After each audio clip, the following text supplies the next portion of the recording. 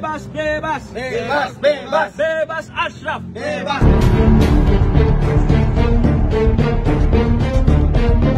Bismillahirrahmanirrahim. Assalamualaikum warahmatullahi wabarakatuh. Pada malam ini kami Muda Perikatan Nasional Negeri Pulau Pinang sebentar tadi pada pukul 9 malam dikejutkan dengan seorang Exco Armada Malaysia, Saudara Ashraf Khan, yang selalu bersuara di dalam media-media sosial berkaitan dengan isu-isu semasa yang berlaku di negara kita ni. Kami dikejutkan dengan tangkapan beliau dilakukan oleh D9 pihak PDRM. Dan pada malam ni kami turun bersama dengan Armada Pemuda Perikatan Nasional daripada Pemuda PAS, saya sendiri, Timbalan Ketua Pemuda PAS mewakili Pemuda PAS Negeri Pulau Pinang, dan bersama dengan Ketua Armada Negeri Pulau Pinang Yang Berhormat Izhar Shah, dan juga sahabat kami Ketua Penerangan Armada Negeri Pulau Pinang, dan beberapa lah sahabat-sahabat daripada Armada dan juga Bersatu Negeri Pulau Pinang. Hari ini kami turun untuk bersolidariti bersama dengan saudara Ashraf Khan ini. Kami sekarang ni dapat tahu bahawa beliau akan ditahan reman di Dang Wangi, Kuala Lumpur, di atas hantaran apa masih lagi tahu lagi, di atas hantaran media sosial apa. Tadi apa yang kami dapati, beliau digari, dan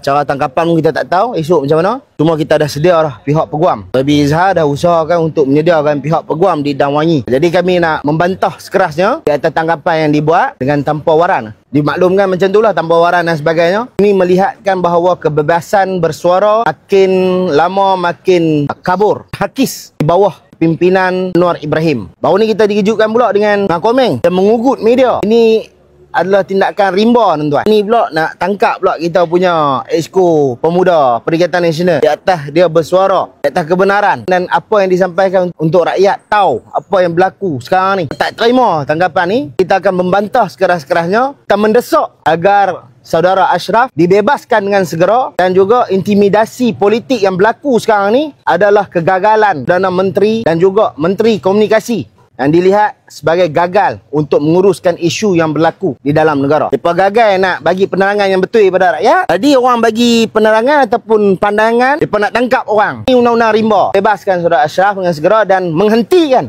intimidasi politik ni dengan segera. Sekian, Assalamualaikum warahmatullahi wabarakatuh. Takbir. Allahu Akbar.